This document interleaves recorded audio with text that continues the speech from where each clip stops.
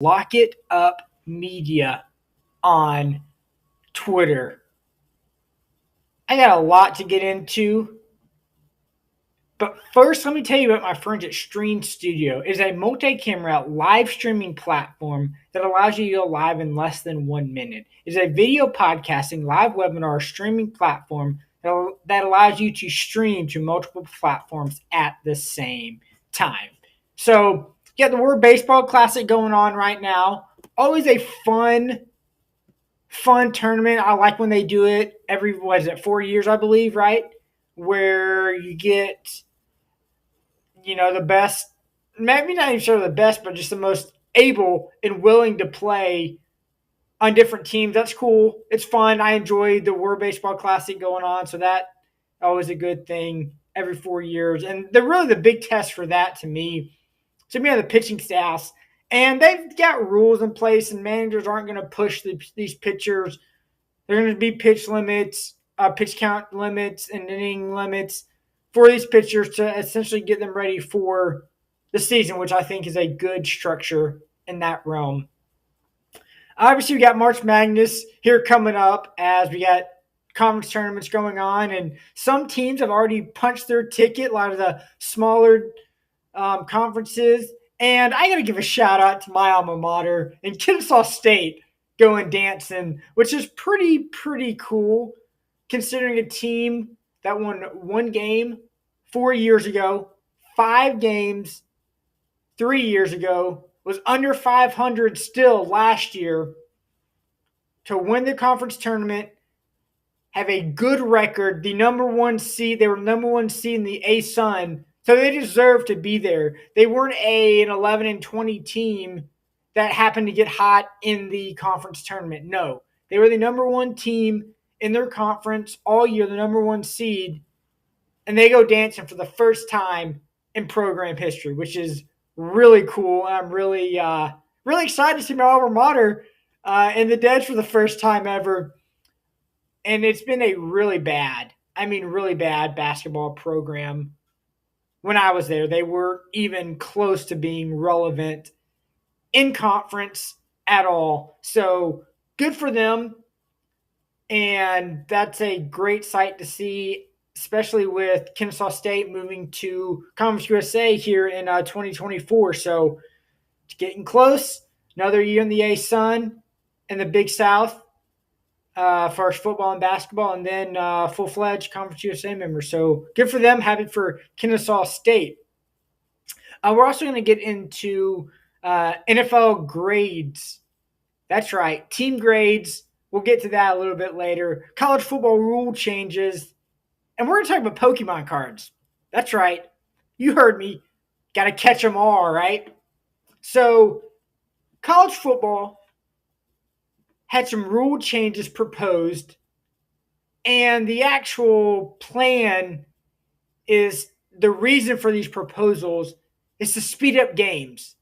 I know everyone is in a 2-second highlight world, and you're not allowed to enjoy a 3.5 hour game. Everybody's in a hurry to the next event, the next thing. What's next?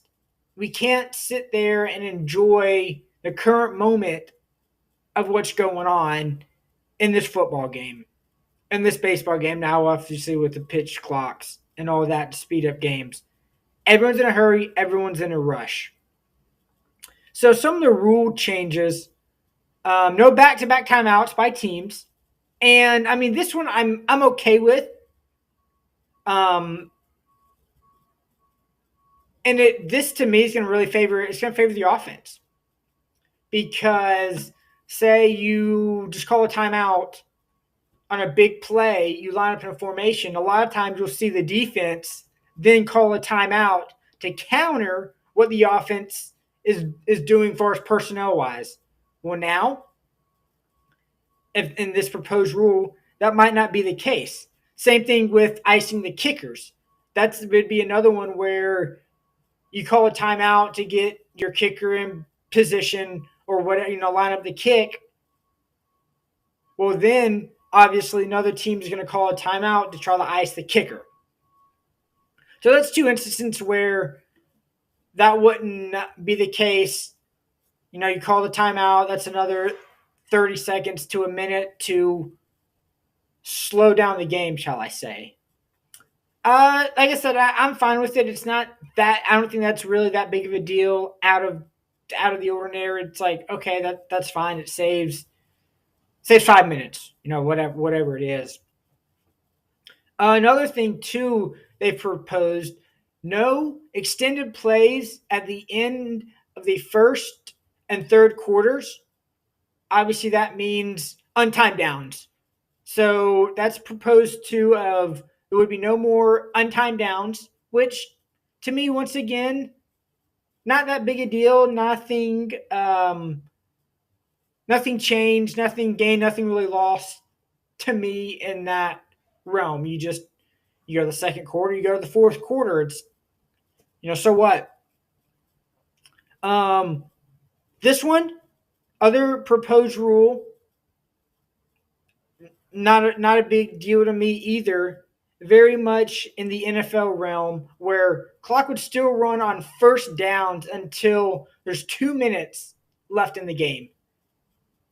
Obviously, that would significantly speed up the pace of play for a game because obviously the clock momentarily stops every first down.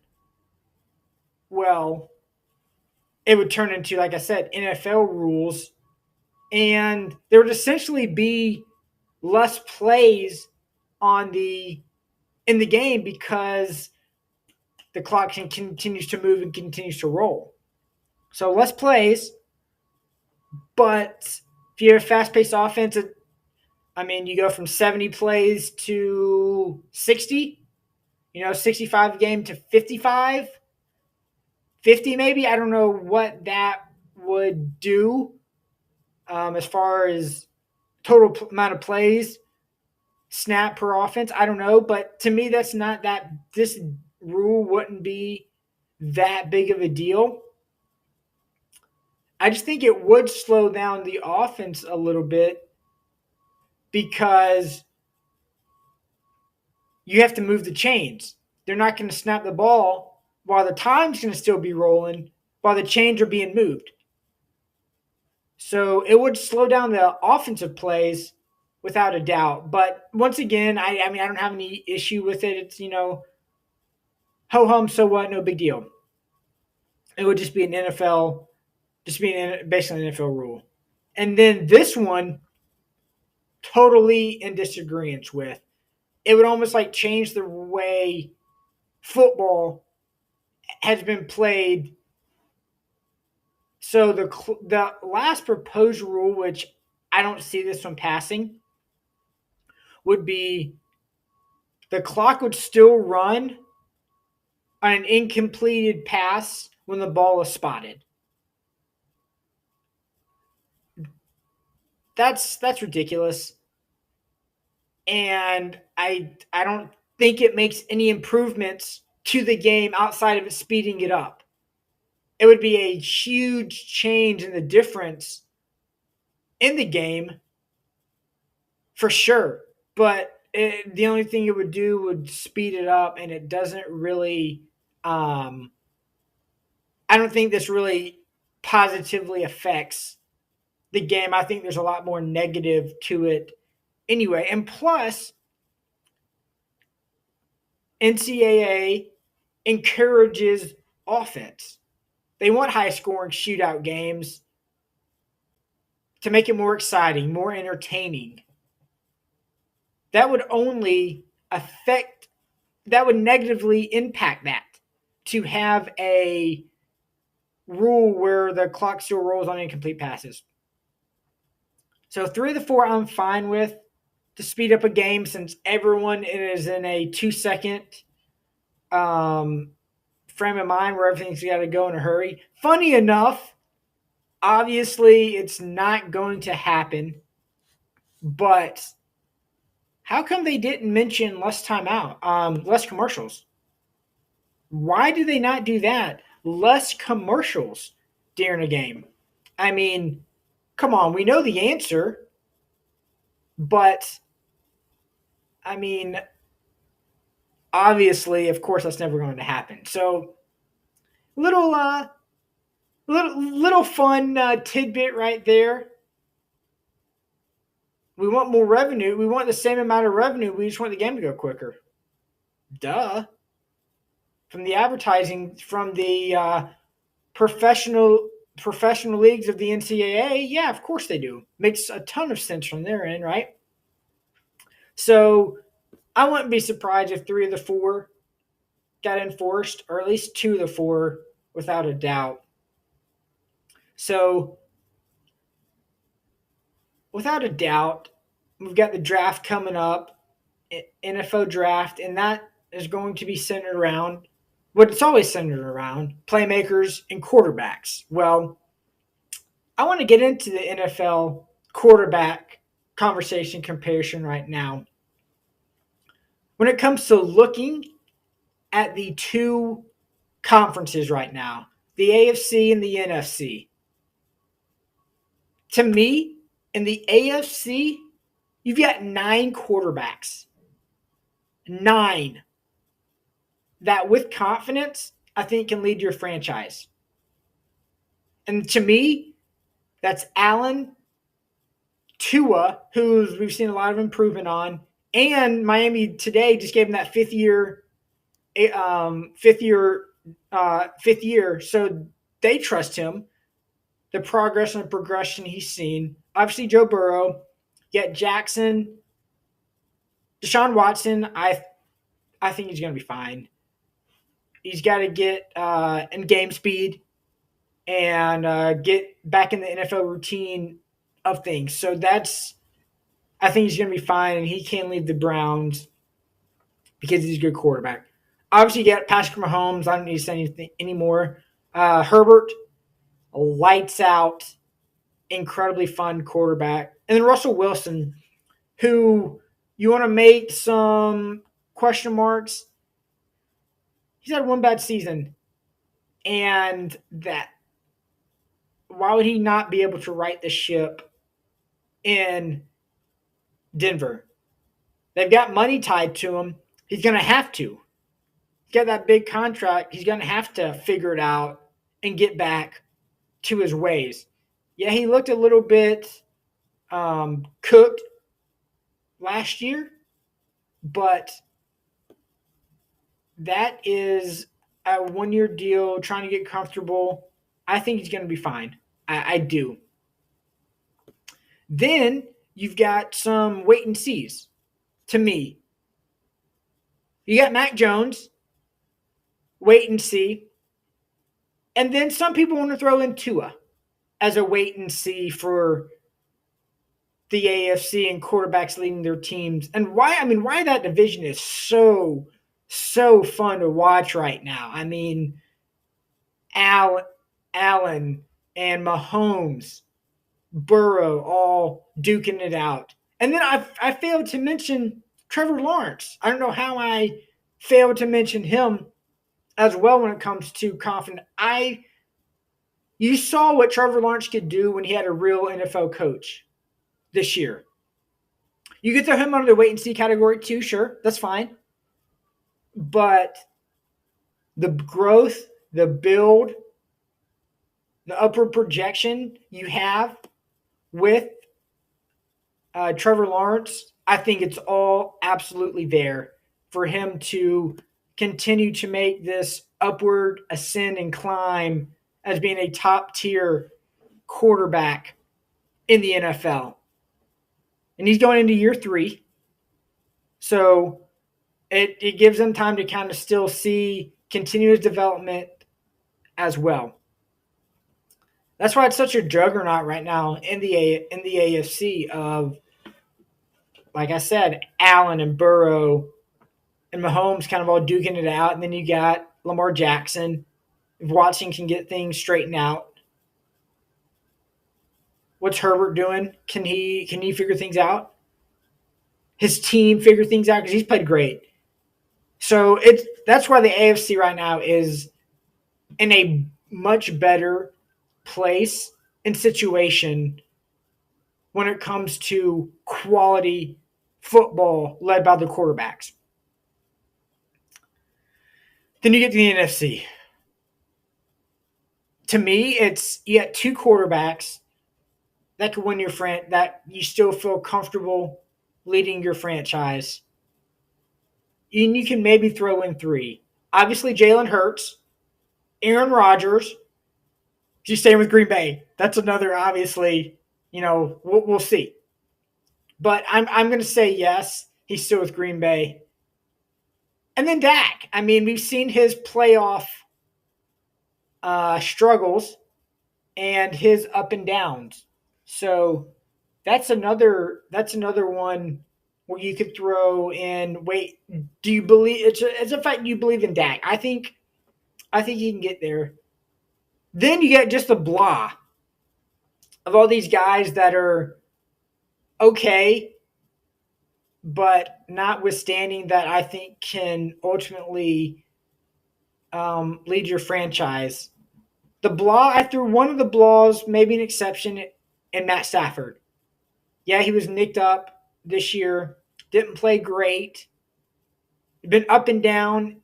Yes, he was with the Lions up until he got traded to the Rams. So, still so-so.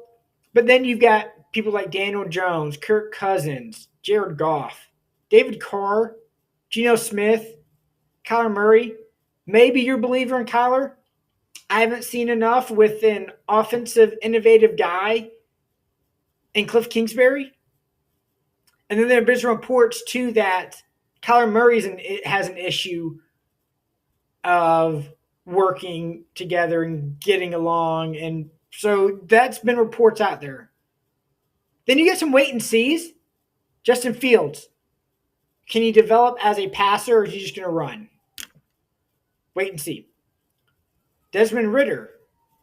We don't know. He played a handful of games last year for the Falcons. Another maybe, Trey Lance. Hasn't been healthy enough to stay on the field. Are you a believer in Trey Lance? I'm not. I haven't seen enough. And that's why I think the NFC is really wide open. Yes, you got Philly, of course. You got Rodgers with Green Bay. Yeah, 49ers had a great year. What are they doing at quarterback, really? They don't have Jimmy Garoppolo to fall back on. Purdy going to be out for a while. So once again, it circles back around. What can Trey Lance do? I don't know. You don't know. We haven't seen him. You can't confidently say, oh, yeah, I feel great in Trey Lance. Because what's he done? I don't know. Exactly, me neither.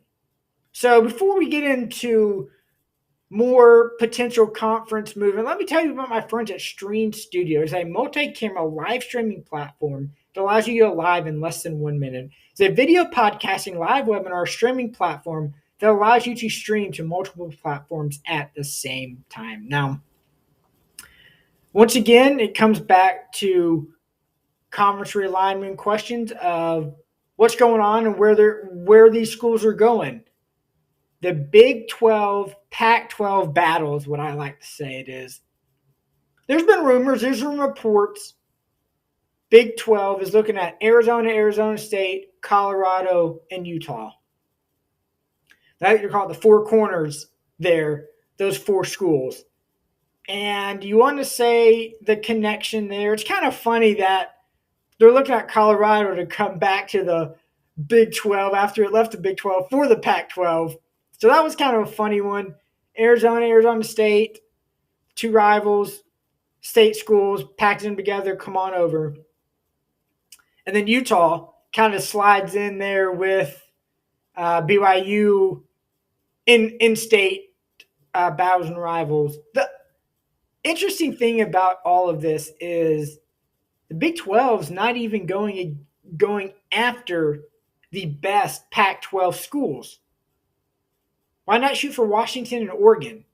At least offer them. Shoot, maybe you have. I don't know. But there hasn't been any reports or any leaks of anything. It's been zip quiet about Washington and Oregon other than maybe, just maybe, they go to the Big Ten.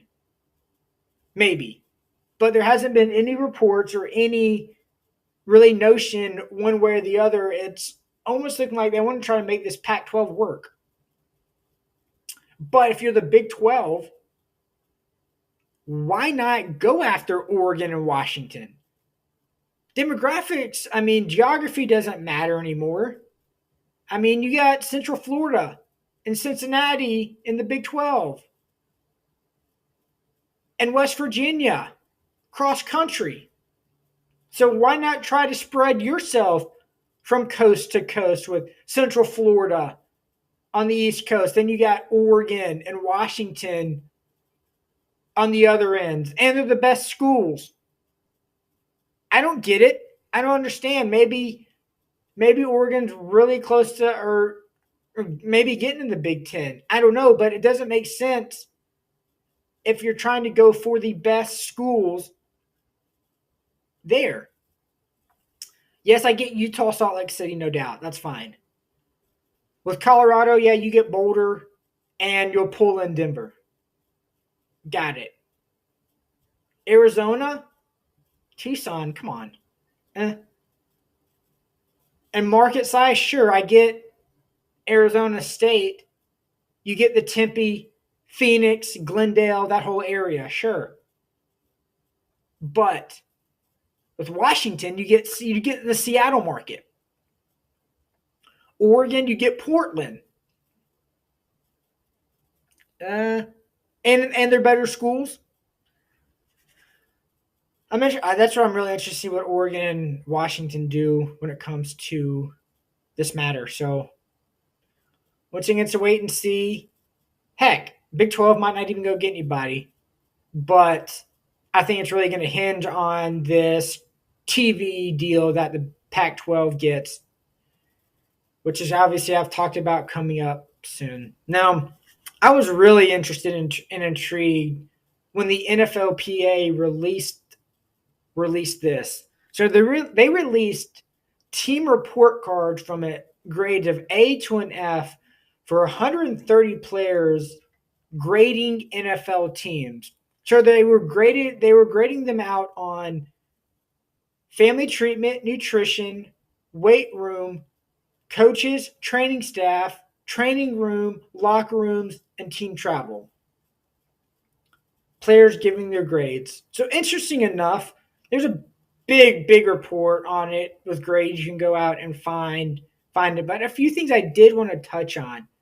So 4 teams in the top 10 for best all-around grades did not make the playoffs.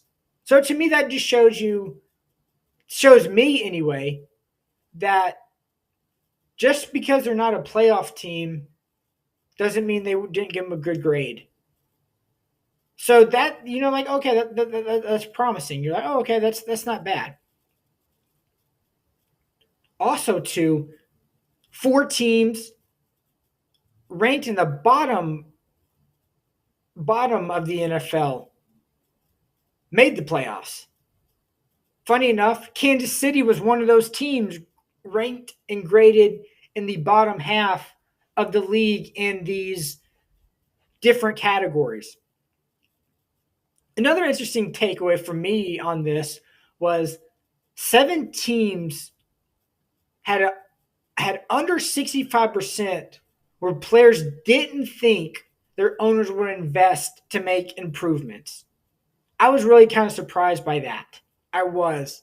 But here's what this shows me and tells me. There's still a big disdain and lack of trust of NFL players with owners.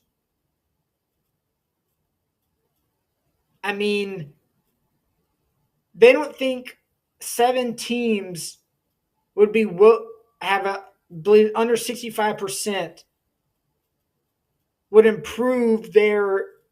be willing to improve their facilities.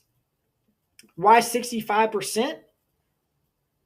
Obviously, that's still a failing grade, obviously. That's not even a passing grade. That's an F. 65% still think that they would not make improvements. 7 teams under 65% didn't think owners would make investments. I think it once again comes to rich owners are against us and they make way more than us. Why can't they at least invest more in our livelihood? We're going out there in I've heard this said before, a car crash on car crash every single play. We should be well taken care of, compensated, have the best facilities, have the best coaching staff, training staff, locker rooms, travel, family treatment, nutrition. That needs to be upgraded because the NFL stands for not for long, right? Why not, in my 3.5-year average NFL career, do NFL owners not want to make improvements? That was very, I guess, interesting to me to see where that lied in the teams and the players that didn't think owners would make an investment on all those different categories. Now, we were talking about rule changes earlier, and of course, they had to get Nick Saban's opinion on rule changes, and some of them, most of them, he was fine with. He was okay with basically going to the NFL rule. But this is the one funny thing he did just kind of throw in there when it comes to rule changes. And he was questioning a team that can snap the ball in 7 seconds, if that's safe for players. Really, Nick?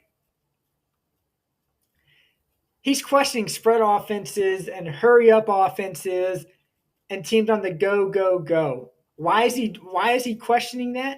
He didn't make an issue with it. He was just raising the question. I'm just going to bring this up, just kind of throw it out there. Well, that's Nick Saban's way of speaking to the media directly at the NCAA. He does this all the time in press conferences when he's speaking really directly at his players in his press conferences. He'll say whatever he'll say, different things. That's the Nick Saban way. He'll speak directly at his players through the media. And to me, I think really why he's upset about this is it's not player safety. Are you kidding me? He's a defensive guy. It's his problem of being able to make substitutions to cover those plays. Hurry up offense, you run 5 wides, 4 wides and a back. And then you're going to hurry up and snap. If you got 3 linebackers on the field, but you want to make it a nickel or dime defense or whatever, it's hard to adjust, hard to make changes with that because they're snapping so quick. And if the offense doesn't make a substitution, you really can't. Yeah, you can, but you could be caught with your hand in the cookie jar trying to make substitutions in the plays happening. That to me is really why he's throwing that question out there. He wants to make it easier on him and the defense, him as a defensive coordinator, head coach, but defensive guy, to do that. That's really what it is, and it doesn't surprise me. That's a very Nick Saban type rule. He's come out about this numerous times, so this isn't really a new thing when it comes to Nick Saban. This really isn't a new thing either, but it is funny that it's kind of out there, and it's come out there where how you have to get good and improve on things? You practice, right? Well, Tua Tagovailoa it's been reported he was doing this, has hired a judo coach. And you're like, why the heck would he hire a judo coach? Well, the thing is to help him fall correctly. That's right, fall correctly. he's had obviously a lot of injuries with concussions and head injuries and shoulder injuries and all of that. Yes, sometimes it's hard when you got a 300-pound lineman falling on you, but interesting enough, he has hired one to learn how to fall better to actually make himself safer. And good for him to hire to see something that you need to improve on to help your longevity in the game. That could tack on a few extra years in his career to be less injured, to not break that foot, to not have another concussion, to not have that elbow injury, just falling correctly different ways. And that's what people who do judo do. That's stuff they train and practice on. So very cool, interesting little nugget I saw there that Tua's practicing how to fall only to extend his career. As always, you can follow me on Twitter at Lock It Up Media. That's Lock It Up Media on Twitter. We're everywhere, wherever you get your podcast. Spotify, Apple, Pandora, Google Podcasts, YouTube. We're there. Find us. Lock It Down Sports. Talk to you next week.